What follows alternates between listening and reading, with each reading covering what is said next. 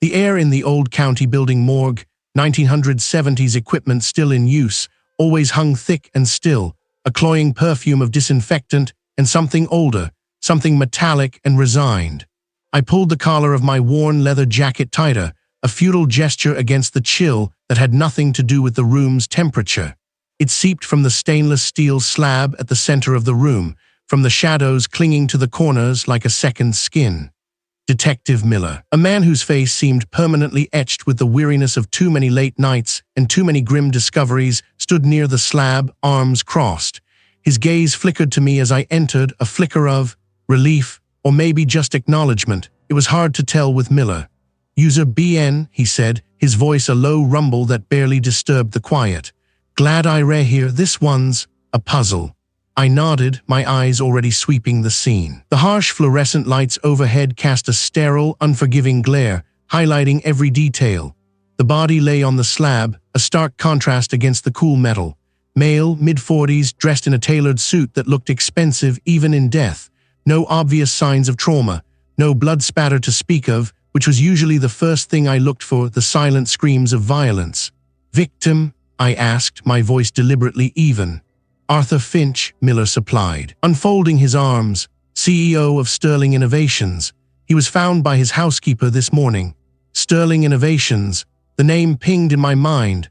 High-tech, cutting-edge, the kind of company that made the rest of the world feel a step behind. Finch was a big player, a name that often appeared in the business sections, usually accompanied by talk of ambitious projects and even more ambitious profits. I walked closer, my footsteps echoing softly. The room, despite its age, was meticulously clean, too clean almost. The usual subtle signs of a struggle, a scuff mark, a displaced object were absent. It was as if Finch had simply stopped. "Cause of death," Miller gestured to the body. "That's where it gets tricky, user BN. The me preliminary can't find anything. No ligature marks, no defensive wounds, no signs of poisoning that they can detect with the standard tests. He's just gone." I leaned in, my gaze sharp, taking in the details. Finch's eyes were open, staring blankly at the ceiling. His skin had a peculiar, waxy pallor, but that wasn't unusual for a body that had been here for a few hours. I noted the slight rigidity of his limbs, the subtle pooling of blood that indicated he'd been deceased for some time, but the how remained elusive. "Locked room," I murmured, more to myself than to Miller. "Completely," he confirmed. Housekeeper had to use her spare key. All windows and doors were secured from the inside. No signs of forced entry anywhere. A locked room. The classic trope, the kind that made my brain itch. It always meant a clever killer or something else entirely. I ran a gloved hand over the cool steel of the slab, then gently palpated Finch's neck, feeling for any subtle abnormalities. Nothing. My mind, a well-worn filing cabinet of grim possibilities, began sifting through them. A rare, undetectable poison, a meticulously orchestrated heart attack, or something far more unconventional. I circled the slab, my eyes scanning the floor, the walls, the ceiling. The old county building morgue, 1970s equipment still in use, had a certain character, a faded grandeur. The tiled walls were a pale, institutional green, chipped in places. The air vent above the slab was a standard metal grate, a potential entry point for, well, not much, given the secured room. It was almost invisible against the gray linoleum, easily overlooked. Miller followed my gaze. "What is it?" I crouched down, pulling a small evidence bag and tweezers from my kit. The smudge was too small to identify by sight alone, but it had a slightly greasy texture.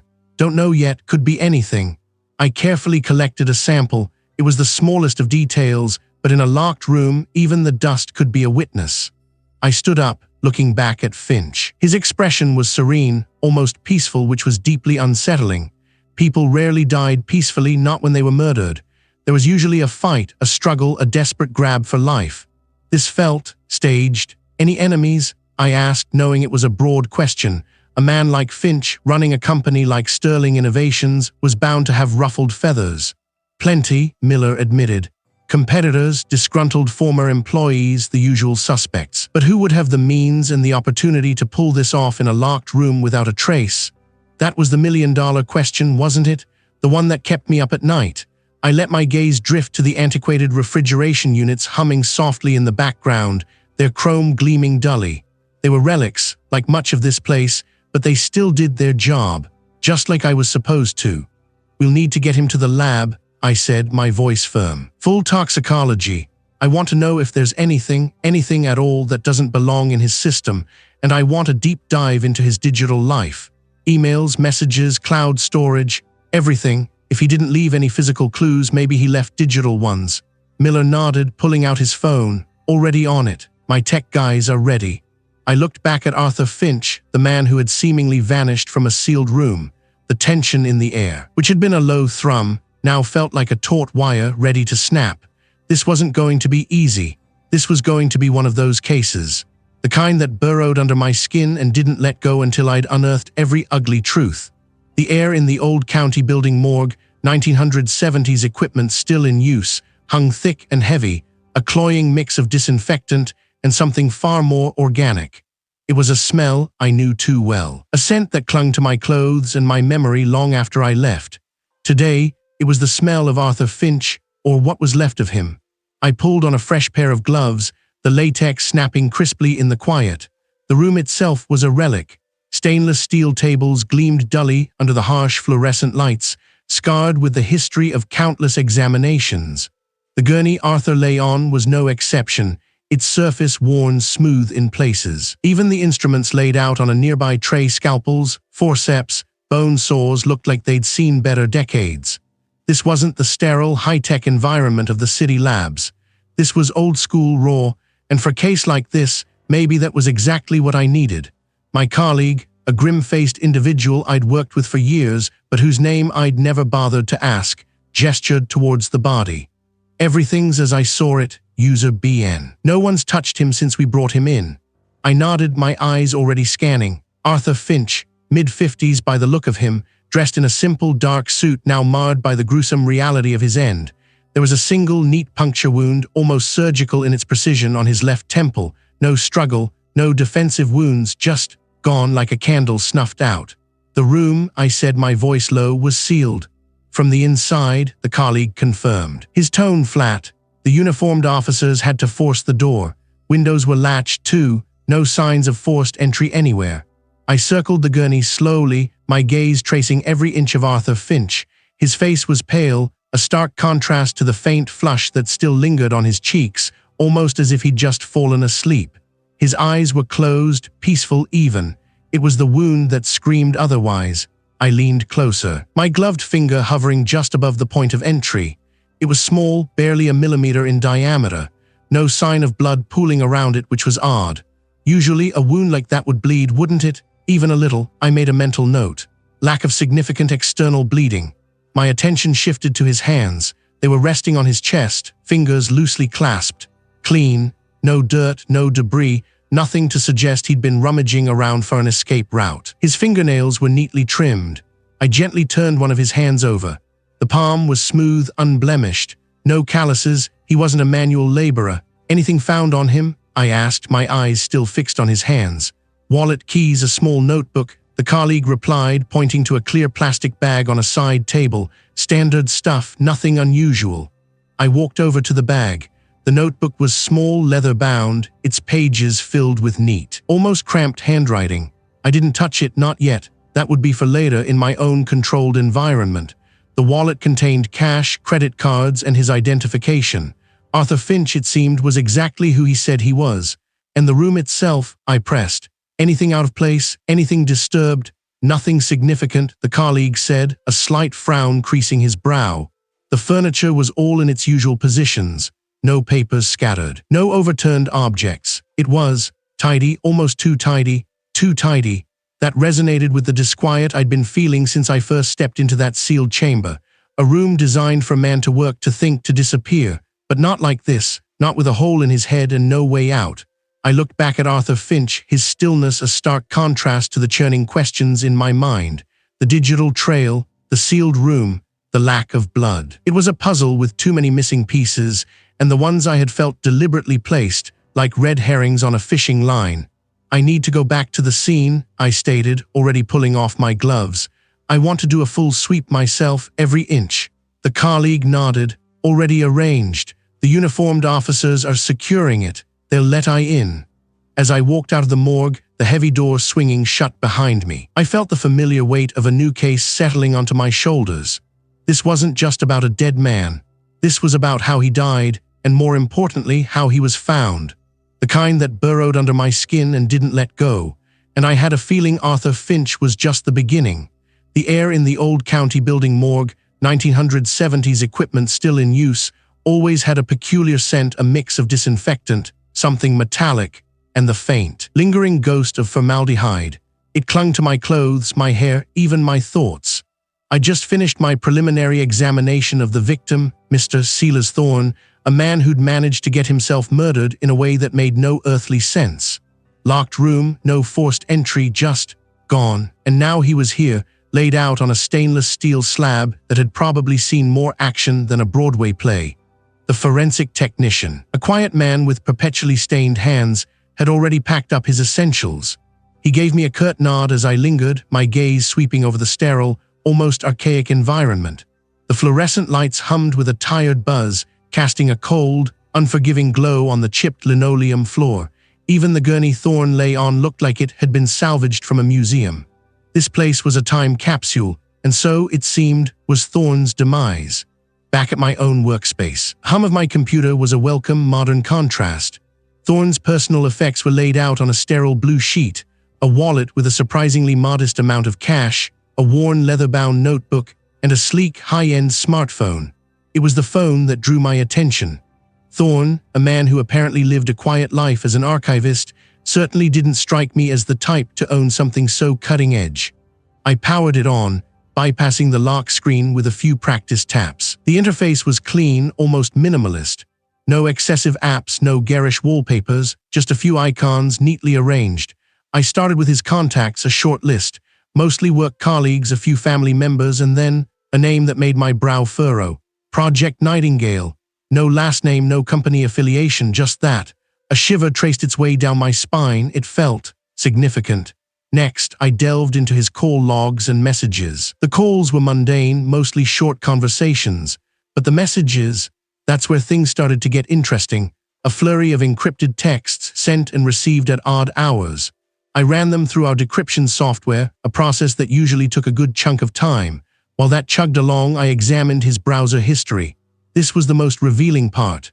Thorne, the quiet archivist, had been researching advanced cybersecurity, data encryption, and oddly enough, antique clock mechanisms. A strange combination, to say the least. My fingers hovered over the notebook. Its pages were filled with neat, precise handwriting, Thorne's meticulous archivist nature evident even in his personal notes. He documented everything, his daily routines, his expenses, his thoughts on various historical documents he'd worked with. But interspersed within the mundane entries were cryptic symbols and what looked like code snippets. It was like a secret language, woven into the fabric of his everyday life. The decryption software pinged. The first batch of messages was ready. I opened them with a sense of anticipation. They were short, terse, and filled with jargon I only partially understood. References to delivery schedules, asset acquisition, and unforeseen complications. And then, a specific date and time, along with a location, dark 7 midnight. The package must be secured. This was from 2 nights ago, the night Thorne died. My mind raced. Thorne wasn't just an archivist. He was involved in something clandestine. The Project Nightingale contact, the encrypted messages, the research into cybersecurity. It all pointed to a life far more complex than his public persona suggested. But what was Project Nightingale, and what was the package? I scrolled further through his messages, looking for any mention of the contents of this package. Nothing. It was as if Thorne had deliberately kept that information separate, perhaps in a more secure location. I checked his cloud storage accounts, but they were either empty or protected by passwords I couldn't immediately crack. Thorne was a ghost in his own digital life, leaving just enough breadcrumbs to tantalize, but not enough to fully reveal. A sudden thought struck me: the locked room. How could someone have gotten in and out without a trace? Unless they were already inside, or unless the room wasn't locked from the inside at all. My eyes drifted back to the photos from the crime scene. Thorne was found slumped in his study chair, a single small puncture wound on his neck. No weapon found. The room was sealed, the windows latched from the inside. The door, too, had been locked from the inside. I pulled up the crime scene report again, rereading the details about the study. The antique grandfather clock in the corner, Thorne's fascination with clock mechanisms. Could there be a connection? It seemed far-fetched, but then again, so did Thorne's murder. I leaned back in my chair, the tension in my shoulders tightening. This case was rapidly evolving from a simple homicide into something far more intricate. Thorne's digital footprint was a labyrinth, and I was only just beginning to navigate its treacherous paths. The digital ghost of Silas Thorne was proving to be a formidable opponent, even in death. And the clock, both the one in his study and the one in my own head, was ticking. I just finished my preliminary examination of the Vic, a man named Arthur Finch, found dead in his study, locked from the inside, no forced entry, and a single, peculiar mark on his temple, almost like a tiny burn. The attending medical examiner, a gruff individual whose face seemed permanently etched with weary resignation, hovered nearby, arms crossed. "Anything, user BN?" he grunted, his voice raspy. I shook my head, pulling on a fresh pair of gloves. Still too early to say for sure, but this wasn't a simple gunshot or stab wound. There's something unusual about that mark. I gestured towards Finch's temple with my gloved finger. The skin there was discolored, a faint, almost iridescent sheen to it. It wasn't a bruise, it wasn't a puncture, it was something else entirely. The me leaned closer, his breath smelling faintly of coffee and something else I couldn't quite place. Looked like he'd been zapped by a faulty light bulb. But that's impossible, right? The room was sealed. That's the million-dollar question, I murmured, cataloging the details in my head. The study itself had been a fortress, heavy oak door bolted from the inside, windows latched, undisturbed. The only way in or out was that single door, and it had been secured. Yet Arthur Finch lay dead on his Persian rug, a half-finished glass of amber liquid beside him, and that strange mark on his head. I moved to the examination table, my gaze sweeping over Finch's body again. He was a man of some means, judging by the expensive tailoring of his suit, even in death. His face was slack, devoid of expression, but his hands were clenched, gripped tight. Whatever happened, it hadn't been peaceful. Anything in his system? I asked, my eyes still fixed on the Vic. The me shrugged. Preliminary talk screen is clean, nothing obvious. That drink there, he pointed to the glass. We'll send it for full analysis, of course. But I've seen a lot of death in this old place, user BN. This one, it's got a funny feel to it. Funny how? Like someone wanted it to look impossible, he said. A flicker of something akin to unease crossing his face. Like a magic trick. I spent another hour in the cold, sterile environment of the old county building morgue, 1970s equipment still in use, meticulously documenting every detail. The mark on Finch's temple continued to bother me. It was too precise, too clean, not the chaotic mess of a struggle or a typical injury. It felt deliberate. Back at my precinct, the usual hum of activity felt more like a buzzing annoyance. My desk was a familiar landscape of case files, stray coffee cups, and the faint scent of stale paper. I'd already pulled Finch's digital footprint, financial records, emails, social media activity. Nothing screamed motive. He was a moderately successful businessman, no known enemies, no glaring financial troubles, just a quiet life, abruptly ended. I was sifting through his recent online communications, looking for any anomaly, any hint of something hidden, when my colleague, a younger investigator named Riley, appeared at my doorway. He held a slim file, his brow furrowed.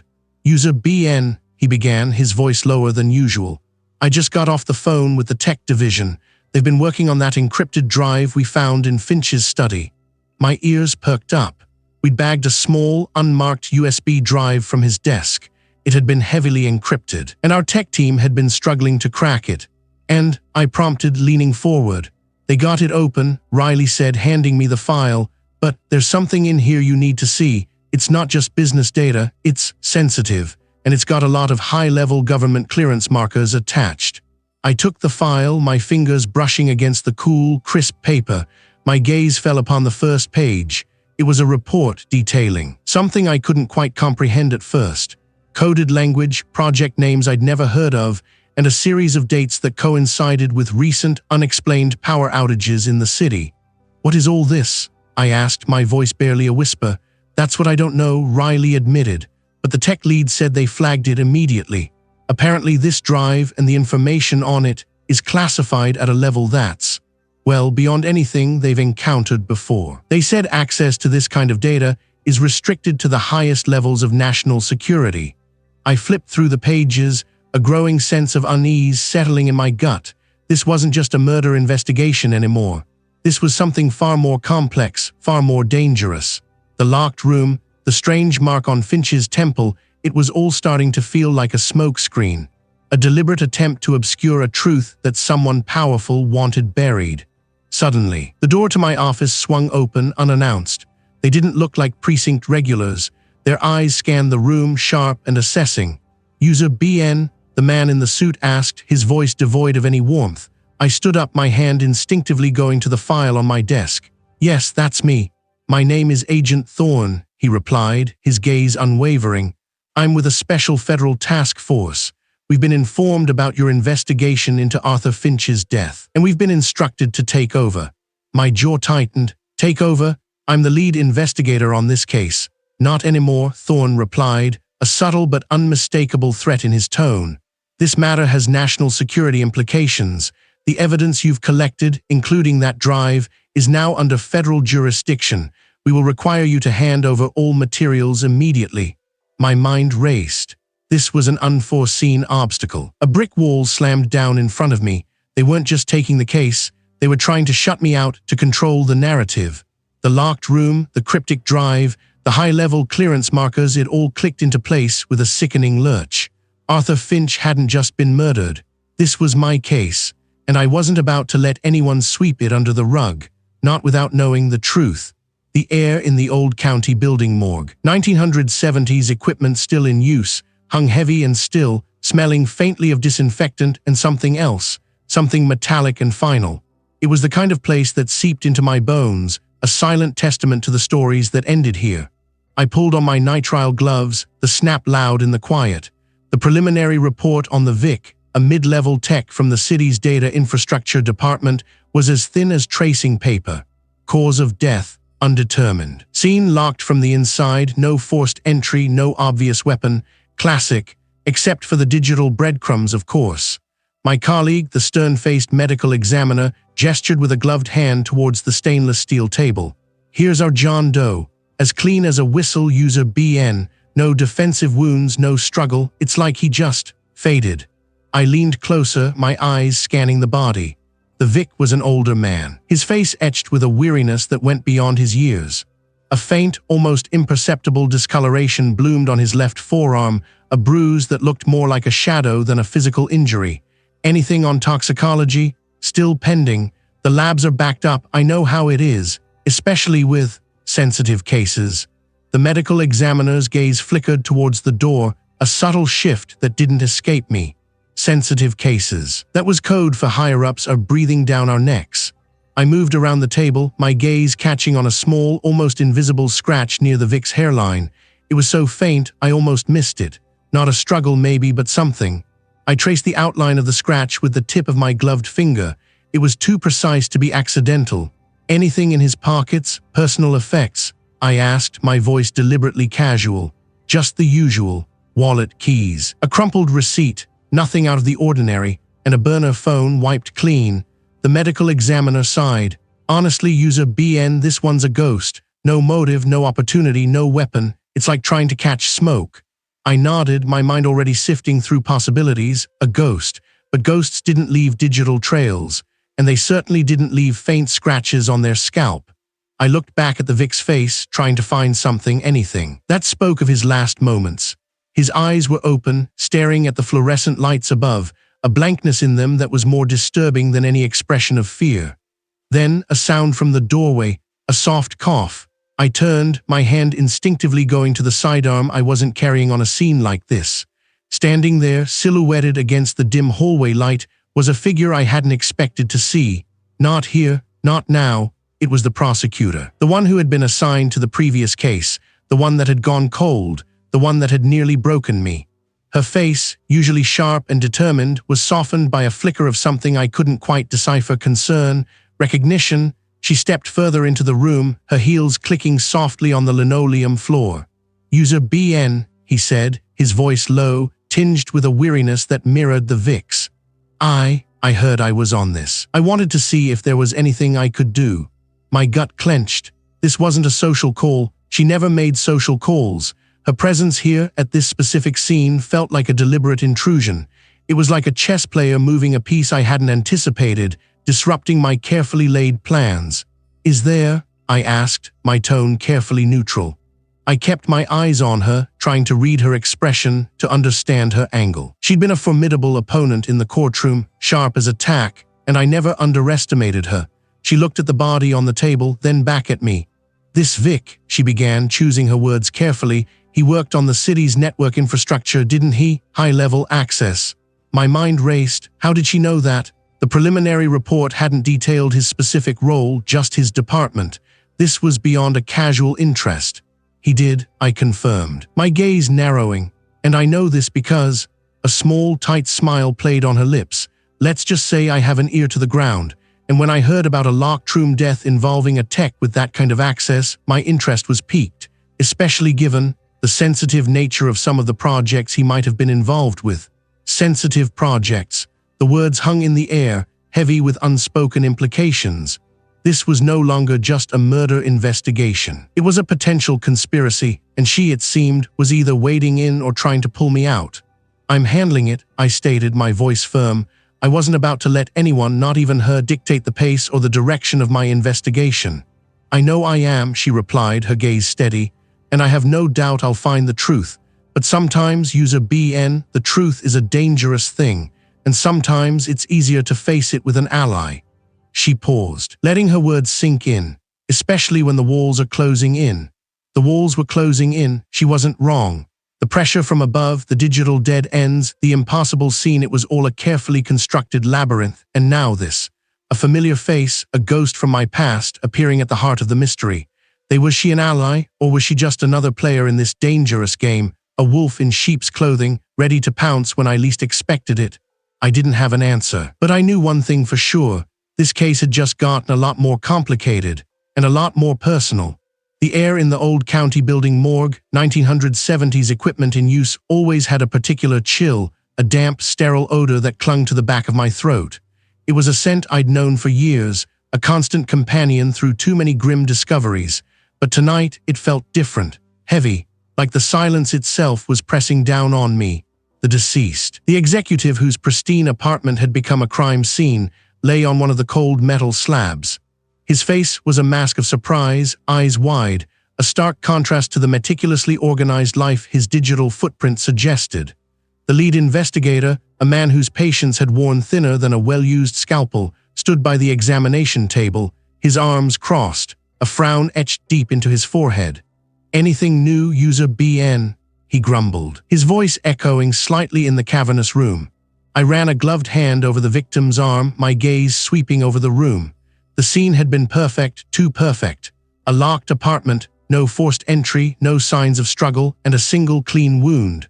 The weapon, a slender, almost delicate stiletto, was found nestled amongst the executive's own expensive collection of antique daggers, as if it belonged there. It was the kind of detail that screamed staging. "Still looking," I replied, my voice deliberately calm. I didn't want to show him how much this was getting under my skin. The pressure from upstairs was immense, a constant hum of impatience and veiled threats. The wound, it's precise, almost surgical. The investigator snorted, surgical enough to kill him, and the killer just walked out the front door apparently, and then poof, vanished into thin air. Makes perfect sense. His sarcasm was a thinly veiled accusation. He thought I was missing something obvious, or worse, that I was deliberately dragging my feet. I ignored the jab, focusing on the subtle discoloration around the wound. It wasn't just a puncture. There was a faint ring of something, almost like frostbite. I leaned closer, my breath misting in the cold air. "That's odd," I murmured, more to myself than to him.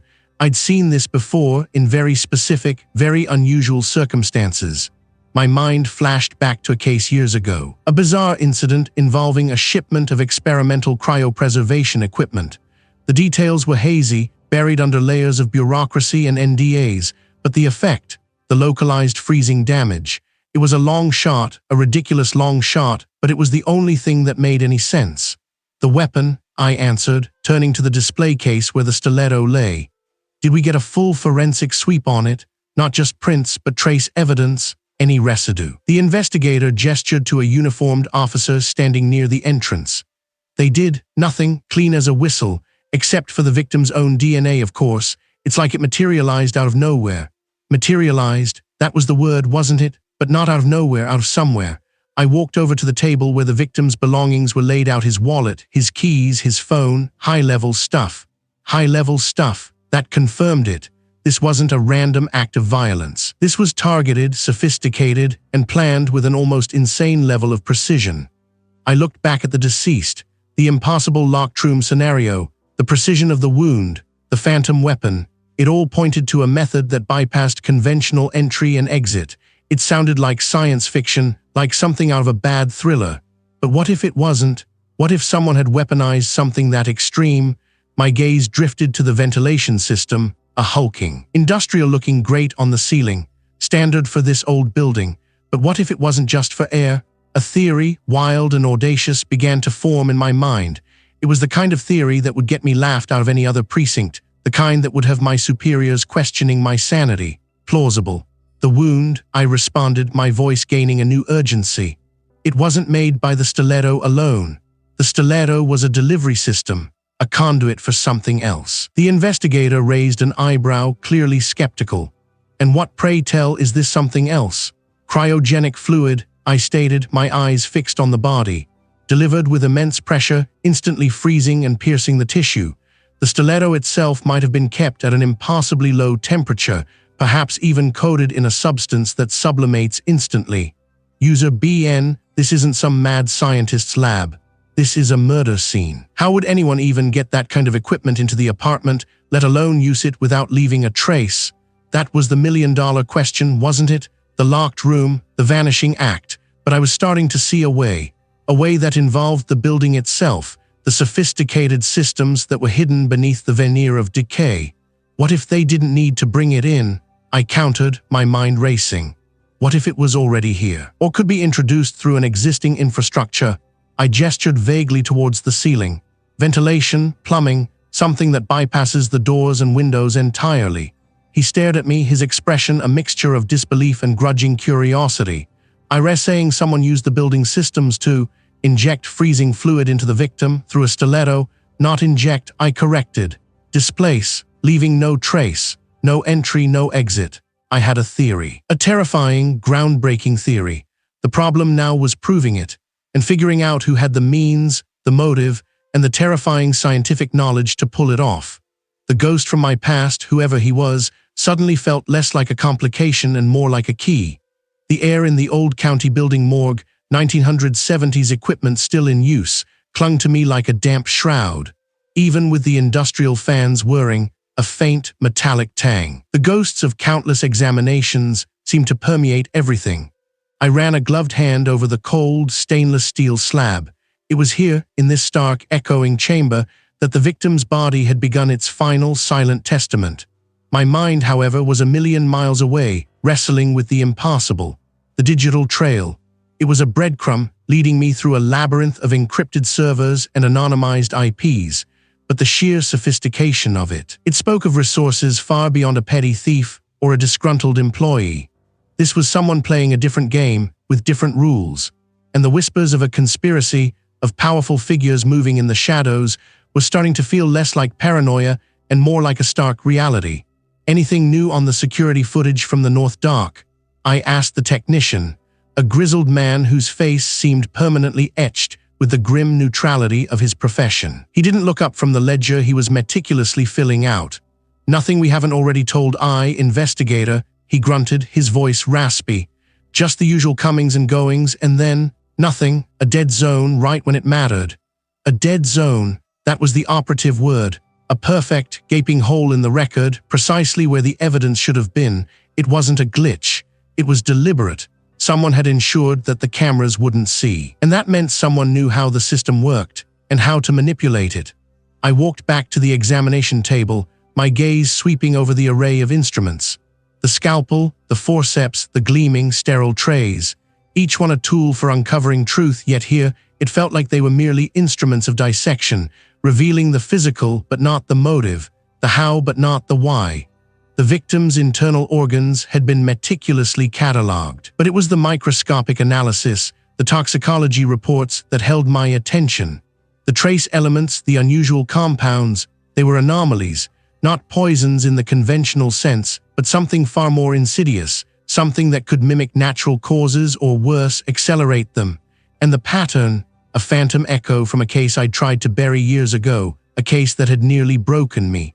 The preliminary report on the tissue samples, I said, my voice a low hum in the cavernous room.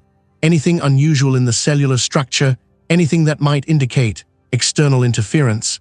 The technician finally looked up, his eyes a pale, washed-out blue meeting mine. We found some microscopic crystalline structures, unusual but not unheard of, could be environmental. Environmental, I repeated, the word tasting like ash. In a sealed room, with a victim who had no known exposure to such materials. My internal alarm bells, honed by years of experience, were screaming. This wasn't a coincidence. This was a signature. I remembered the old county building morgue, 1970s equipment still in use back then. The smell of formaldehyde, the hushed reverence, the sheer, undeniable finality of it all. It was a place where secrets came to die, but also where they could be unearthed. And the secrets I was digging for felt like they were clawing their way out from under the earth, desperate to be seen. The ghost, the one I couldn't shake, her expertise, her ambition, it had been terrifying then, and the thought of her being involved now sent a tremor through me. Had she survived? Was she the architect of this impossible murder? What about the entry points? I asked, turning back to the technician, my focus sharpening. The ventilation shafts, the plumbing. Anything disturbed? He shrugged, a gesture of practiced indifference. Standard checks. The room was sealed, investigator, like we told I, tight as a drum. Sealed, that was the problem, a locked room, a victim with no visible wounds, and a killer who had apparently vanished into thin air. The digital trail, the strange compounds, the impossible circumstances, they all pointed to something beyond a simple crime of passion or greed. This was calculated, precise, and deeply, terrifyingly personal. I pulled out my phone, the screen a stark contrast to the muted tones of the morgue. A single, encrypted message sat in my inbox, a message I'd been avoiding. It was from an old contact, someone who operated in the gray fringes of information brokering. They'd promised something sensitive, a lead on a clandestine research project, rumored to be funded by a shell corporation with ties to, well, the names that kept surfacing in this investigation. I hesitated. Engaging this contact was like stepping into a minefield. The clock was ticking. I tapped out a terse reply, a single word, ready. The answer came back almost instantly, a location, a time, a discreet, unglamorous warehouse on the waterfront, the kind of place where deals were struck in hushed tones and information changed hands like contraband. It was a risk, a big one. But if this contact could shed light on the scientific angle, on the how of this impossible murder, then it was a risk I had to take. As I walked out of the old county building morgue, 1970s equipment still in use, the cold air outside felt like a welcome embrace. It was the creeping realization that the truth was far more complex and far more dangerous than I had ever imagined. And the ghost from my past, if he was indeed involved, was playing a game with stakes I couldn't yet comprehend. The address pinged on my burner phone, a stark white notification against the bruised purple of the pre-dawn sky. A warehouse, of course, not exactly the gilded halls of power I'd been expecting, but then again, nothing about this case had been straightforward. I'd learned to expect the grit, the grime, the places people went when they didn't want to be found. My gut churned, a familiar knot tightening. This was it, the lead that might actually crack the digital chasm. The contact was supposed to be a ghost, a whisper in the data streams, but they'd agreed to meet. A meeting that felt less like a rendezvous and more like a trap. Still, the alternative was staring at encrypted files until my eyes bled. I pulled my jacket tighter, the worn leather a familiar comfort.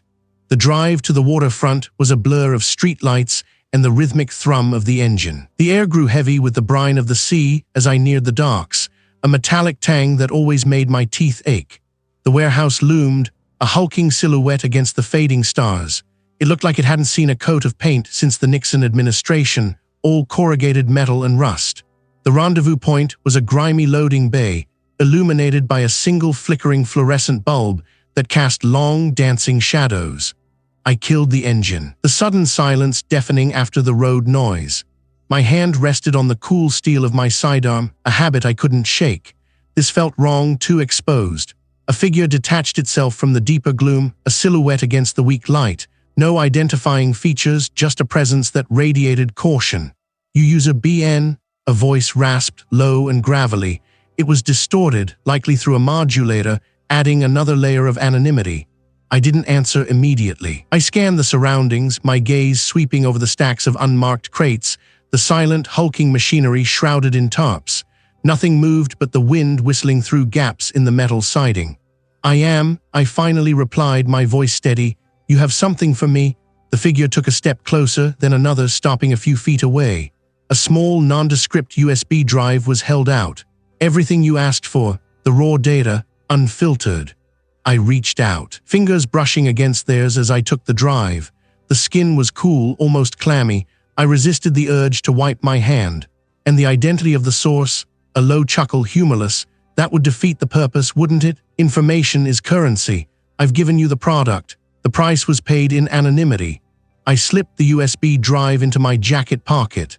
A shiver traced its way down my spine, and it wasn't from the damp sea air. Something about this encounter felt off, too easy, too clean. The digital trail had been a labyrinth, and this felt like a shortcut that bypassed all the necessary checkpoints. "One more thing," I added, my voice hardening. "The lab results, the toxicology, the preliminary findings from the old county building morgue, 1970s equipment still in use. I need to know if they found anything unusual, anything that might have been missed." The figure paused. For a fleeting second, the cap tilted back, and I caught a glimpse of a scar bisecting an eyebrow. "That's personal." My breath hitched. Personal. The word echoed in the vast emptiness of the warehouse. How could they know? This contact was supposed to be a stranger, a conduit for data, not someone privy to the private archives of my own tortured past. "What do I mean, personal?" I demanded, my hand instinctively going to my weapon. "I mean," the figure continued, their voice now devoid of distortion, sounding unnervingly familiar, "that some doors are best left closed, user BN, especially when the ghosts behind them are my own." The world seemed to tilt. The sea air suddenly felt suffocating. The scar, the voice, it coalesced into a horrifying realization, a memory I'd buried so deep I'd convinced myself it was gone forever. The old county building morgue, 1970s equipment still in use. It wasn't just a location, it was the location. The digital trail had led me to a ghost from my own past, and the implications were terrifying. The USB drive felt like a live coal in my pocket. Every step I took towards the old county building morgue, 1970s equipment still in use, seemed to echo the phantom footsteps I'd heard in the alley. A mole. The word itself tasted like ash. Someone on the inside, feeding them information, but who? My colleagues, the ones I'd shared countless stale coffees and late nights with. The thought was a bitter pill. The air inside the morgue was thick with the sterile scent of disinfectant battling the undertow of something far more primal. It clung to the peeling linoleum floor, to the cold, stainless steel tables, to the silent, draped forms. The 1970s equipment, bulky and utilitarian, hummed with a low, persistent thrum, a stark contrast to the sleek, modern forensics labs I was used to. I ran a hand over the cool, chipped enamel of a countertop, the same kind of chipped enamel I'd seen in the victim's apartment, another detail that had slipped through my fingers. I'd come here for a reason, a desperate hope that the digital breadcrumbs would lead me to a physical clue, a tangible link. The USB drive contained encrypted files, fragments of data that hinted at a massive data breach. But the key to unlocking it felt just out of reach. I plugged it into a dusty, beige desktop computer that looked like it belonged in a museum, the screen flickering to life with a hesitant glow. My fingers hovered over the keyboard, each keystroke a prayer. The files were dense, a labyrinth of code and figures. I was sifting through procurement logs, security camera footage, timestamps, and internal communication records when I stumbled upon it. A series of deleted emails, painstakingly recovered by the drive's owner. They were addressed to an anonymous server, but the sender's IP address, it pinged from within our own precinct. My stomach clenched. I traced the IP to a specific terminal, a workstation in the evidence processing unit. not a high-security area, but one accessible to many. I zoomed in on the timestamps of the sent emails, cross-referencing them with my own case logs. Each time I'd hit a dead end. Each time the perp seemed to anticipate my next move, there was a corresponding outgoing email. A chilling pattern. My gaze drifted to a row of filing cabinets lining the far wall. They were old, the kind that groaned when you pulled the drawers open. One of them, labeled Unprocessed Evidence 2023, looked slightly ajar. I spun around, my hand instinctively reaching for the sidearm I'd left in my car, a foolish oversight. Standing by the filing cabinet was a figure silhouetted against the dim overhead light. They were wearing a standard-issue uniform, but something about their posture, the way they held themselves, was off. They didn't speak, just turned and walked away, disappearing into the maze of corridors that snaked through the old building. "Hey," I called out, but my voice was swallowed by the cavernous space. I hurried to the filing cabinet. It was unlocked.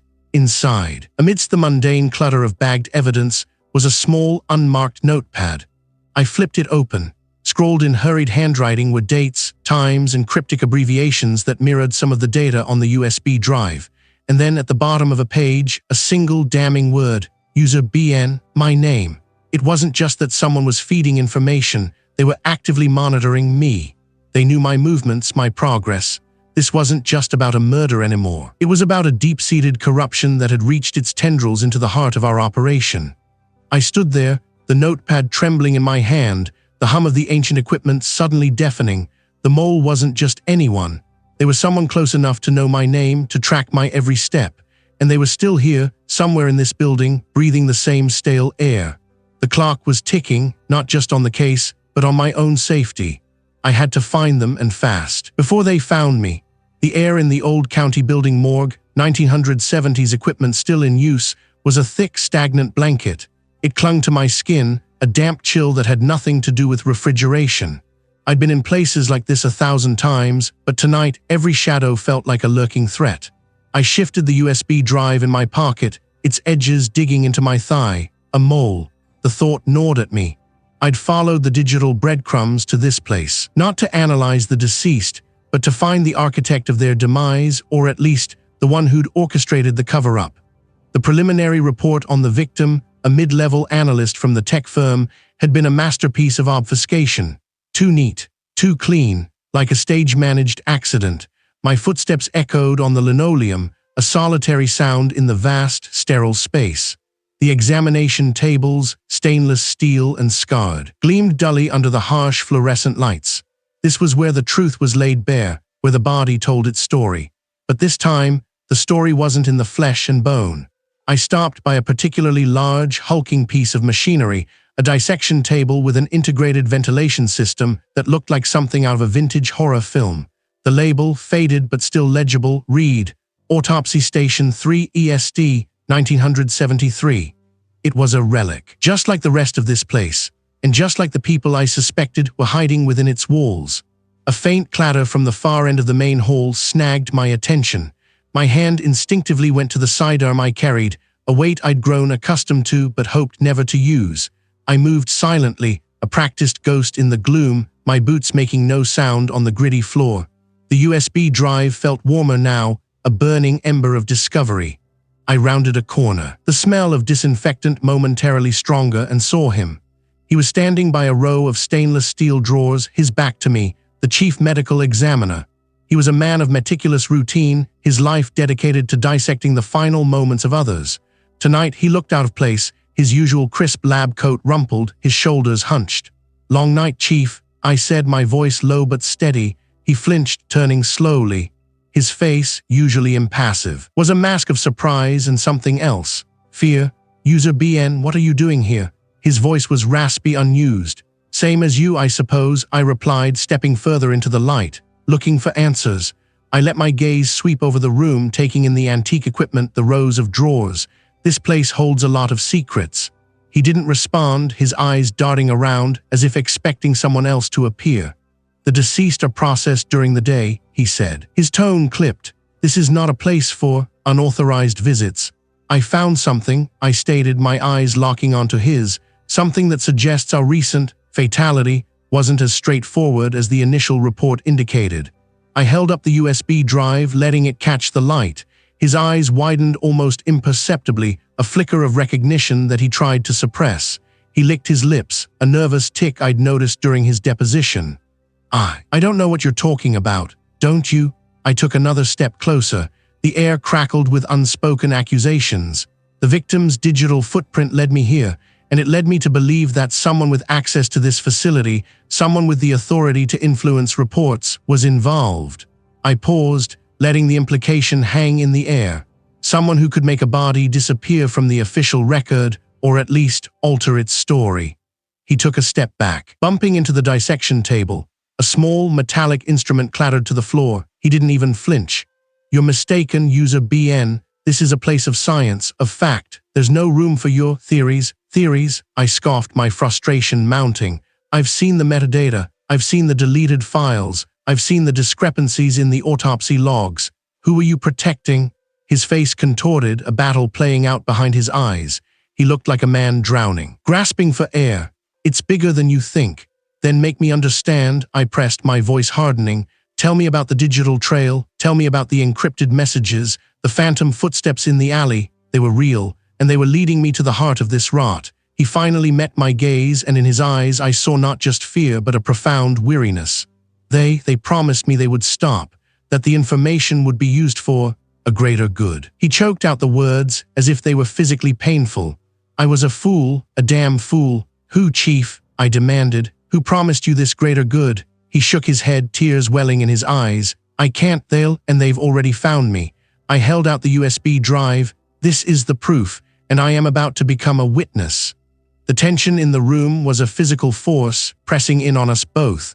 The hum of the freezers seemed to grow louder, a mournful dirge for the truth that was finally being unearthed. The air in the old county building morgue, 1970s equipment still in use, hung thick and cold, carrying the faint, sterile scent of disinfectant and something else, something metallic, something that settled in the back of my throat. The hum of the ancient freezers, usually a steady, comforting drone, now sounded like a ticking clock, each pulse amplifying the dread coiling in my gut. I held out the USB drive, my hand steady despite the tremor that threatened to betray me. "And they've already found me." The words felt like stones dropped into a silent well, their ripples spreading across the chief's face. His eyes, usually sharp and assessing, were wide, a flicker of something akin to fear swimming in their depths. "This is the proof," I continued, pushing the drive a fraction closer. "And I am about to become a witness." He didn't take it. His gaze darted from the drive to my face, then to the reinforced steel door of the autopsy room. The silence stretched, taut and suffocating. I could feel the weight of his indecision, the internal struggle playing out behind those guarded eyes. This was the moment. Suddenly the heavy door creaked open, not with a bang, but a slow, deliberate groan that made my muscles clench. A figure stood silhouetted against the dim corridor light. Tall, broad-shouldered, and utterly still. I didn't need to see their face to know who it was. The way they held themselves, the quiet authority radiating from them, it was unmistakable. "User BN," a voice smooth as polished stone, cut through the tension, always one for a dramatic entrance. The chief flinched. I tightened my grip on the USB drive, my grip tight. This was the architect, the one pulling the strings, the one who had orchestrated this entire charade. "You shouldn't have come here," I said, my voice gaining strength, fueled by a surge of adrenaline. "This is my territory." A low chuckle. "Your territory? This is a place of endings, user BN, and tonight yours is about to be written." The figure stepped further into the room, and the light caught the glint of something metallic in their hand. My eyes flicked to the chief. He was frozen, a statue carved from fear. "He's a witness, not a participant," I stated, my gaze locked on the weapon. "He knows what you are, which makes you both liabilities." My mind raced, a frantic inventory of my surroundings, the stainless steel autopsy table gleaming under the harsh overhead lights, the array of instruments laid out with unsettling precision, the heavy, wheeled gurney parked near the door. It was all there, the sterile backdrop to a very messy conclusion. "You underestimate me," I said, my voice a low growl. "I don't come unprepared." I took a step back, my heel nudging something on the floor, a small metallic cylinder. I'd planted it earlier, a contingency, a distraction. "What's that?" The the figure asked, their head tilting slightly. Just a little something to liven things up, I replied. With a flick of my wrist, I activated it. A high-pitched whine filled the air, growing in intensity. It wasn't loud enough to deafen, but it was disorienting, irritating. The figure recoiled, instinctively bringing a hand to their ear. That was all the time I needed. I lunged, not at them, but towards the chief. I grabbed his arm, pulling him forward towards the autopsy table. He stumbled, his eyes wide with confusion and dawning understanding. "Get down!" I yelled, shoving him behind the heavy metal slab. The figure recovered quickly, their aim shifting. A muffled thump echoed through the room as a shot fired, striking the steel table with a sharp clang. Sparks flew. I scrambled behind the table myself, the cold metal pressing against my back. The whine of the device was still in the air, a frantic buzzing that seemed to vibrate through my bones. I could hear the figure moving, their footsteps deliberate, measured. They weren't panicking, they were methodical. I risked a peek. They were circling the table, their gun held steady. The chief was huddled behind me, his breathing ragged. "This is it, user BN," the voice came again, closer now. No escape. No witnesses. My gaze fell upon a lever on the side of the table, part of the old 1970s equipment. It controlled the tilt mechanism. A desperate, half-formed plan began to solidify. "You're wrong," I breathed, my heart racing. I could feel the heat of the figure's presence, the predatory stillness. "This is just the beginning." I braced myself, then yanked the lever with all my might. The autopsy table lurched violently, tilting at a steep angle. The chief cried out as he slid, precariously caught off guard by the sudden movement, stumbled forward. Their gun fired again, the shot ricocheting wildly, but it wasn't aimed at me. It was aimed at the floor, a desperate attempt to regain balance. I used the momentum of the tilting table, pushing off it, rolling towards the far wall. The whine of the device was starting to fade, its purpose served.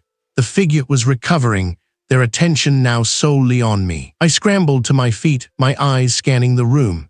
The USB drive was still clutched in my hand. The chief was slowly, shakily pushing himself up from behind the table. This was it, the climax. I had the proof, I had a witness. And I had one last card to play. The air in the old county building morgue, 1970s equipment still in use, hung thick with the metallic tang of disinfectant and something else. Something coppery and new. My ears were still ringing from the gunshot, the sound still echoing in the cavernous space. The chief was scrambling back, his face pale beneath the harsh fluorescent lights, his eyes wide with a mixture of fear and disbelief. The one I'd been chasing, the one who had orchestrated all of this, was now sprawled on the cold, tiled floor. Their weapon lay a few feet away, glinting dully. I moved, my own legs feeling heavy, like I was wading through molasses. My gaze swept over the scene. The tilted autopsy table, the dark stain blooming on the linoleum, the scattered instruments that had been my tools, my weapons, just moments ago. It was all there, the messy, brutal punctuation marked to a case that had consumed me for weeks. The figure on the floor wasn't moving. I approached cautiously, my senses on high alert, a habit I'd never been able to shake. Even now, with the immediate threat neutralized, the instinct to scan, to assess was ingrained. I knelt beside them, my gloved hand reaching out, hovering just above their wrist. No pulse. The finality of it hit me like a physical blow. "It's over," I answered, my voice raspy. I didn't look at the chief. I didn't need to. I could feel his relief, a palpable wave washing over the room. He'd been in over his head and he knew it. I'd been the one to pull him out, though the cost felt impossibly high. I stood, my knees cracking a protest. The weight of it all settled on my shoulders. The dead man on the floor, the victims whose lives had been extinguished, the intricate web of deceit I'd painstakingly unraveled. It was a grim tableau, and I, user BN, forensic investigator, was the one left to piece together the final narrative. My eyes drifted to the array of instruments laid out on a nearby trolley. Scalpels, forceps, probes, the tools of my trade, usually used in the quiet, solemn examination of what remained. Tonight, they'd been a part of something far more chaotic, far more violent. I remembered the glint of the metal in the dim light, the sharp, decisive movements. It was a stark contrast to the meticulous precision I usually employed. The chief finally found his voice, a shaky sound. I did it, user BN, I figured it out. I gave a short, humorless laugh. Figured out what exactly? That everyone has a price. That power corrupts, absolutely.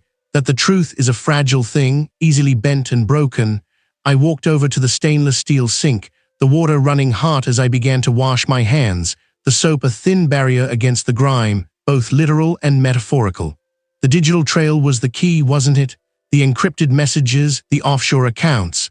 It all pointed to the same network, the same puppet master pulling the strings. I turned off the water, drying my hands with a rough paper towel. It wasn't just about the money, it was about control. They wanted to control information, control narratives, control people's lives, and they were willing to kill to keep it that way. I thought of the coded ledger, the hidden files I'd unearthed, the painstaking work of decrypting them. The chief cleared his throat. The department we'll handle the paperwork, but we know what happened here. The real story isn't in the official report, is it? It was a place designed for quiet finality, not for gunshots and desperate struggles. They thought they were so clever, I murmured, more to myself than to the chief, building their empire on lies and secrets, but secrets like bodies always find their way to the surface. My hand rested on the cool metal of the door handle. That was the bitter pill I had to swallow. Justice, in its purest form, was a rare commodity. So what now? The chief asked, his voice tentative. I looked back at him, a weariness settling deep into my bones. Now, I responded, pushing the door open to reveal the muted gray of the pre-dawn sky. We pick up the pieces, and I try to find my way back. The case was closed, the immediate threat gone, but the scars, the questions, the lingering sense of unease, those would stay with me. The old county building morgue, 1970s equipment still in use, had seen its last act in this particular drama, but the final curtain on my own involvement felt a long way off. The fight for truth was never truly over. It just moved to a different battlefield.